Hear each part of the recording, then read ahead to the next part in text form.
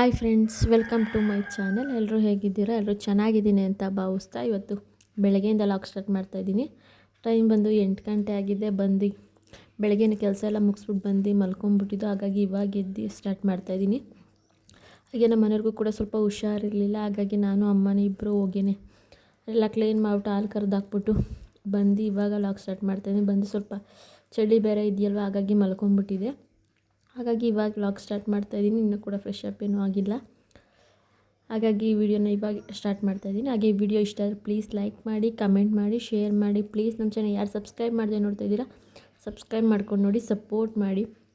ಅವ್ರಿಗೂ ಕೂಡ ತುಂಬಾ ಹುಷಾರಿರಲಿಲ್ಲ. ಹಾಗಾಗಿ ಅವರು ಬೆಳಗ್ಗೆನೇ ಹಾಸ್ಪಿಟ್ಲಿಗೂ ಕೂಡ ಹೋದರು ಅವರು. ಹಾಗಾಗಿ ಈಗ ನಾನು ಎದ್ದು ಲಾಗ್ ಸ್ಟಾರ್ಟ್ ಮಾಡ್ತಾಯಿದ್ದೀನಿ. ತುಂಬ ಕೆಮ್ಮು ಹಾಗೆ ಜ್ವರ ಎಲ್ಲ ಇದೆ. ಹಾಗಾಗಿ ಹೋಗಿದ್ದಾರೆ ಅವರು ಹಾಸ್ಪಿಟ್ಲಿಗೆ, ತೋರಿಸ್ಕೊಂಬರ್ತೀನಿ ಅಂತ ಅಂದ್ಬಿಟ್ಟು. ಹಾಗೆ ಉಪ್ಪಿಟ್ಟು ಮಾಡೋಣ ಅಂದ್ಬಿಟ್ಟು ಉಪ್ಪಿಟ್ಟು ಕೂಡ ಮಾಡ್ತಾಯಿದ್ದೀನಿ. ಇವಾಗ 3 ಜನ ಇರೋದಲ್ವ, ಹಾಗಾಗಿ ಉಪ್ಪಿಟ್ಟೆ ಮಾಡ್ಕೊಳ್ಳೋಣ, ಮಧ್ಯಾಹ್ನಕ್ಕೆ ಏನಾದರೂ ಅಡುಗೆ ಮಾಡಾಗುತ್ತೆ ಅಂದ್ಬಿಟ್ಟು ಈಗ ಉಪ್ಪಿಟ್ಟು ಮಾಡ್ತಾಯಿದ್ದೀನಿ. ಅಷ್ಟಕ್ಕೆ ಅವರು ಕೂಡ ಬಂದರು. ನಾನು ಮಾಡಿ ಟಿಫನೆಲ್ಲ ಹಾಕ್ಕೊಡೋಷ್ಟೊತ್ತಿಗೆ ಹಾಸ್ಪಿಟ್ಲಿಗೆ ಹೋಗಿ ಹಾಗೆ ಬರ್ತಾನೂ ತರಕಾರಿ ಹಾಗೆ ಎಲ್ಲ ಸೊಪ್ಪೆಲ್ಲ ತೊಗೊಂಬಂದಿದ್ರು ಮಾರ್ಕೆಟ್ಗೆ ಹೋಗಿ. ಹಾಗಾಗಿ ಅವ್ರಿಗೂ ಕೂಡ ಟಿಫನ್ ಹಾಕ್ಕೊಟ್ಟೆ. ಅವ್ರಿಗೂ ನೀವು ಸ್ವಲ್ಪ ತಿನ್ನಿ, ಮಾತ್ರೆ ಎಲ್ಲ ನುಂಗಿರ್ತೀರ ಅಂತ ಅಂದ್ಬಿಟ್ಟು ಅವ್ರಿಗೂ ಕೂಡ ಹಾಕ್ಕೊಟ್ಟೆ. ಇಲ್ಲ ನಾನು ಕೂಡ ಟಿಫನ್ ಮಾಡಿ ಈಗ ಪಾತ್ರೆ ಎಲ್ಲ ಹಚ್ಕೊಂಡು ನೀಟಾಗಿ ತೊಳೆದ್ಬಿಡೋಣ ಫಸ್ಟು ನೀಟಾಗೆಲ್ಲ ತೊಳೆದಿಟ್ಬಿಡ್ತಾಯಿದ್ದೀನಿ. ಆಮೇಲೆ ಬೇಕಾದ್ರೆ ತರಕಾರಿ ಜೋಡಿಸೋಣ ಅಂದ್ಬಿಟ್ಟು ಅಷ್ಟು ಪಾತ್ರೆ ಎಲ್ಲ ಕ್ಲೀನ್ ಮಾಡಿ ಹಾಗೆ ಅಡುಗೆ ಮನೆಯೂ ಕೂಡ ಕ್ಲೀನಾಗಿತ್ತು. ಅಷ್ಟು ತರಕಾರಿ ಎಲ್ಲ ತಂದಿದ್ರು, ಅದನ್ನು ಕೂಡ ಎಲ್ಲ ಬಿಡಿಸಿ ನೀಟಾಗಿ ಬಾಕ್ಸ್ಗೆಲ್ಲ ಹಾಕಿ ಕವರ್ಗೆಲ್ಲ ಹಾಕೋಣ ಅಂದ್ಬಿಟ್ಟು ನೀಟಾಗೆಲ್ಲ ಬಿಡಿಸ್ತಾಯಿದ್ದೀನಿ. ಮಳೆ ಎಲ್ಲ ಇರೋದ್ರಿಂದ ಸೊಪ್ಪು ಎಲ್ಲ ಚೆನ್ನಾಗೂ ಇರಲಿಲ್ಲ. ಯಾಕೆಂದರೆ ತರಕಾರಿ ಎಲ್ಲ ಚೆನ್ನಾಗಿದ್ದು ಅದನ್ನೆಲ್ಲ ಹಾಗೆ ಬಿಡಿಸಿ ಇಡ್ತಾಯಿದ್ದೀನಿ ಬಾಕ್ಸ್ಗೆಲ್ಲ ಹಾಕಿ. ಮತ್ತು ಸೊಪ್ಪು ನೋಡಿ ಎಷ್ಟು ಮೋಸ ಮಾಡಿದ್ದಾರೆ ಅಂತ, ಸ್ವಲ್ಪ ಎಲ್ಲ ಒಳಗಡೆ ಎಲ್ಲ ಕೊಳ್ತೋಗಿತ್ತು. ಹಾಗಾಗಿ ಈಗ ಮತ್ತೆ ಅದನ್ನೆಲ್ಲ ಎತ್ತಿಟ್ಟು ಈಗ ಫ್ರೆಶ್ ಅಪ್ ಎಲ್ಲ ಆಗಿ ಈಗ ಸ್ವಲ್ಪ ಬ್ಲೌಸ್ದು ದಾರ ಮಾಡಬೇಕಾಗಿತ್ತು, ಬ್ಲೌಸ್ಗೆ ಡೋರಿನ. ಹಾಗಾಗಿ ಅದನ್ನು ಮಾಡೋಣ ಅಂದ್ಬಿಟ್ಟು ರೆಡಿ ಮಾಡ್ತಾಯಿದ್ದೀನಿ. ಬ್ಲೌಸ್ ಎಕ್ಸ್ಟ್ರಾ ಪೀಸಲ್ಲಿ ಸ್ಯಾರಿಲಿ ಕಟ್ ಮಾಡಿಕೊಂಡು ಮಾಡ್ತಾಯಿದ್ದೀನಿ. ಬ್ಲೌಸು ಕೂಡ ಸ್ಟಿಚ್ ಮಾಡಿದ್ದೆ, ಬಟ್ ಡೋರಿ ಮಾಡಿರಲಿಲ್ಲ. ಹಾಗಾಗಿ ಇವಾಗ ಸೀರೆಯಲ್ಲೇ ಸ್ವಲ್ಪ ಕಟ್ ಮಾಡ್ಕೊಂಡು ಬ್ಲೌಸ್ ಪೀಸ್ ಸಾಲ್ಟೇಜ್ ಆಗಿತ್ತು. ಹಾಗಾಗಿ ಸೀರೆಯಲ್ಲೇ ಕಟ್ ಮಾಡಿಕೊಂಡು ಮಾಡ್ತಾಯಿದ್ದೀನಿ. ಈಗ ಅದನ್ನು 2 ಕಡೆ ಸ್ಟಿಚ್ ಹಾಕ್ಕೊಂಡು ಈಗ ಮತ್ತೆ ಸೂಜಿಲಿ ಪೋಣಿಸ್ಕೊಂಡು ಉಲ್ಟಾ ಮಾಡ್ತಾಯಿದ್ದೀನಿ. ಉಲ್ಟಾ ಮಾಡಿ ಬ್ಲೌಸ್ಗೆ ಮಾರ್ಕ್ ಮಾಡಿಕೊಂಡು ಸ್ಟಿಚ್ ಮಾಡ್ತಾಯಿದ್ದೀನಿ.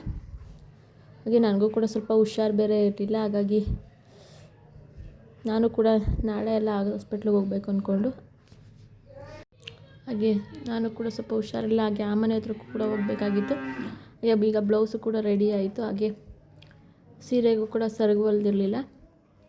ಹಾಗೆ ಅದನ್ನು ಕೂಡ ಹೊಲ್ದುಬಿಟ್ಟು ಫಾಲೆಲ್ಲ ಹಾಕಬೇಕಾಗಿತ್ತು. ಅದನ್ನು ಹಾಕ್ಬಿಟ್ಟು ಆ ಮನೆ ಹತ್ರ ಹೋಗೋಣ, ಸ್ವಲ್ಪ ಅಮ್ಮ ಹಸುಗೆ ಮೈ ತೊಳೆಯೋಣ ಅಂತ ಅಂತಿದ್ರು. ನಾನು ಹುಲ್ ಕುಯ್ಕೊತೀನಿ, ಹಸ್ಕೊಳ್ಗೆ ಮೈ ತೊಳೆದ್ಬಿಡು ಅಂತ ಅಂತಿದ್ರು. ಹಾಗಾಗಿ ಬರ್ತೀನಿ ಇದನ್ನು ಹಾಕ್ಬಿಟ್ಟು ಅಂತ ಹೇಳಿದ್ದೆ. ಹಾಗಾಗಿ ಇದು ಹಾಕ್ಬಿಟ್ಟು ನಾನು ಕೂಡ ಆ ಮನೆ ಹತ್ರ ಹೋಗೋಣ ಅಂದ್ಬಿಟ್ಟು ಹೋಗ್ತಾಯಿದ್ದೀನಿ. ಆ ಮನೆ ಹತ್ರ ಹೋಗಿ ನಾನು ಕೂಡ ಹಸುಗೆ ಮೈ ತೊಳೆದ್ರೆ ಅಮ್ಮ ಕೂಡ ಹುಲ್ಲು ಕುಯ್ಕೊತಾರೆ, ರಾಗಿ ಹುಲ್ಲನ್ನ ಕುಯ್ತಾ ಇದ್ದಾರೆ. ಹಾಗಾಗಿ ಅಮ್ಮ ಸ್ವಲ್ಪ ಎಲ್ಲ ನೀರು ಹಿಡ್ದಿರ್ತೀನಿ ಅಂತ ನೀರು ಹಿಡಿತಾಯಿದ್ರು. ಸ್ವಲ್ಪ ಹೊತ್ತೆಲ್ಲ ನೆನೆದ್ರೆ ನೀಟಾಗಿ ಉಜ್ಕೋಬೋದು, ನೀಟಾಗಿ ತೊಳಿಬೋದು ಅಂದ್ಬಿಟ್ಟು. ಹಾಗೆ ಅದು ಹಸು ಏನು ಹಾಲು ಕರಿಯೋದಿಲ್ಲ. ಹಾಗಾಗಿ ಅದನ್ನು ಸೈಡಿಗೆ ಕಟ್ಟಾಕ್ಬಿಟ್ಟು ನೀರೆಲ್ಲ ಕುಡಿಸಿ ಹಾಗೆ ಇವೆರಡಕ್ಕೂ ಕೂಡ ಹಾಲು ಕರಿಯೋ ಹಸುಗಳಿಗೆ ಕೂಡ ಮೈ ತೊಳೆದ್ಬಿಡು ಅಂತ ಅಂತಿದ್ರು. ತುಂಬಾ ಗಲೀಜು ಮಾಡ್ಕೊಂಡಿದ್ದು, ಹಾಗಾಗಿ ತೊಳಿತಾ ಇದ್ದೀನಿ. ಸ್ವಲ್ಪ ಬಾವು ಕೂಡ ಆಗೋಗಿದೆ, ಅದನ್ನು ಕೂಡ ತೋರಿಸ್ತಾ ಇದ್ದೀವಿ ಡಾಕ್ಟ್ರಿಗೆ. ಹಾಗಾಗಿ ತೊಟ್ಟೆಲ್ಲ ಸ್ವಲ್ಪ ಊದ್ಕೊಂಡ್ಬಿಟ್ಟಿದೆ.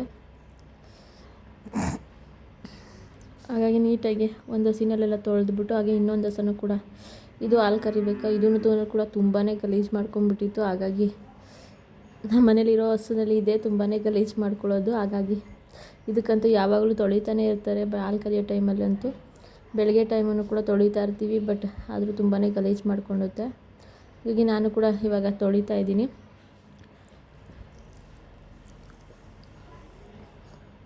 ಎಷ್ಟೊಂದು ಗಲೀಜು ಮಾಡ್ಕೊಂಡಿದೆ ಅಂತ ನೋಡಿ. ಅವರು ಕೂಡ ರಾಗಿ ಹುಲ್ಲೆಲ್ಲ ಕುಯ್ತಾ ಇದ್ದಾರೆ. ನಮ್ಮ ಮನೆಗೂ ಕೂಡ ಹುಷಾರಿಲ್ಲದೆ ಇರೋದ್ರಿಂದ ಅಮ್ಮನೇ ಕೊಡ್ತಾಯಿದ್ರು ಎಲ್ಲನೂ. ಹಾಗೆ ಅವರು ಕೂಡ ತಂದು ಹಾಕ್ತಾಯಿದ್ರು. ಅವ್ರಿಗೂ ಸ್ವಲ್ಪ ರೆಸ್ಟ್ ಆಗಲಿ ಅಂದ್ಬಿಟ್ಟು ಅಮ್ಮನೇ ಎಲ್ಲ ಕುಯ್ಕೊಡ್ತಾಯಿದ್ರು. ಹಾಗೆ ಒಂದು ಸೈಡ್ ಎಲ್ಲ ತೊಳೆದಾಗಿತ್ತು, ಹಾಗೆ ಇನ್ನೊಂದು ಕಡೆ ಕೂಡ ತೊಳಿತಾ ಇದ್ದೀನಿ.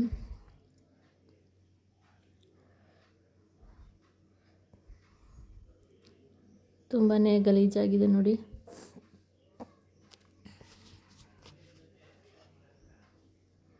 ಹಾಗೆ ಎಲ್ಲ ಹಸುಗಳು ಕೂಡ ಆ ಕಡೆ ಕಟ್ಟಾಕ್ಬಿಟ್ಟಿದ್ದೀವಿ, ಇವಾಗೆಲ್ಲ ನಿಲ್ಲಿಸ್ಬಿಟ್ಟಿದ್ದೀವಿ ಹಾಲನ್ನೆಲ್ಲ.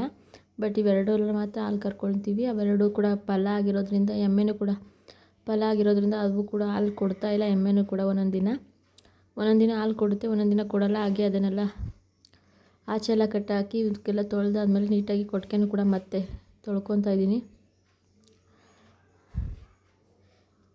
ನೋಡ್ಬೋದು ಎಲ್ಲ ನೀಟಾಗಿ ಕಾಣಿಸ್ತಾ ಇದೆ ಅಂತ ಅಂದ್ಕೊಂಡಿದ್ದೀನಿ. ಹಾಗೆ ಕೊಟ್ಟಿಗೆ ಎಲ್ಲ ತೊಳೆಯೋಷ್ಟೊತ್ತಿಗೆ ಹಾಲು ಕೂಡ ಕರೆಯೋ ಟೈಮ್ ಆಗಿತ್ತು. ಅಷ್ಟೊತ್ತಿಗೆ ನಮ್ಮ ಅಮ್ಮನೂ ಕೂಡ ಎಲ್ಲ ಬಂದರು ಹುಲ್ ಕುಯ್ಕೊಂಡು, ರಾಗಿ ಹುಲ್ಲನ್ನ. ಹಾಗಾಗಿ ಅಷ್ಟೊತ್ತಿಗೆ ರಾಗಿ ಹುಲ್ಲು ಕೂಡ ಕುಯ್ಕೊಬಂದಿರೋ, ಅದಕ್ಕೂ ಕೂಡ ತೆನೆ ತೆಗಿಬೇಕು ಅಂತಿದ್ರು. ಅಷ್ಟೊತ್ತು ನಾನು ನಮ್ಮನೆಯವರಿಬ್ಬರು ಹಾಲು ಕರ್ಕೊಳ್ಳೋಣ, ಅಮ್ಮ ಸ್ವಲ್ಪ ಹಸುನ ಮುಂದೆ ನಿಂತ್ಕೊಬೇಕು, ಅದಕ್ಕೆ ಬಾವಾಗಿರೋದ್ರಿಂದ ಆವಾಗ ತೆನೆ ತಗೊತೀನಿ ಅಂತ ಹೇಳ್ತಾಯಿದ್ರು. ಹಾಗಾಗಿ ನಮ್ಮ ಮನೆಯವರು ಕೂಡ ನಾನೇ ಕರ್ಕೊತೀನಿ ಅಂತ ಅಂದ್ಬಿಟ್ಟು ಸ್ವಲ್ಪ ಪರವಾಗಿಲ್ಲ ಅಂದ್ಕೊಂಡು ಅವರು ಕೂಡ ಹಾಲು ಕರಿತಾ ಇದ್ದಾರೆ. ಅವರೊಂದು ಹಸುನಲ್ಲಿ ಕರೆದ್ರು, ಹಾಗೆ ನಾನು ಕೂಡ ಇನ್ನೊಂದು ಹಸುನಲ್ಲಿ ಕೂಡ ನಾನೇ ಕರ್ಕೊಡ್ತಾ ಇದ್ದೀನಿ. ಹೀಗೆ ಈ ವಿಡಿಯೋ ಇಷ್ಟ ಆದರೆ ಪ್ಲೀಸ್ ಲೈಕ್ ಮಾಡಿ, ಕಮೆಂಟ್ ಮಾಡಿ, ಶೇರ್ ಮಾಡಿ. Thanks for watching.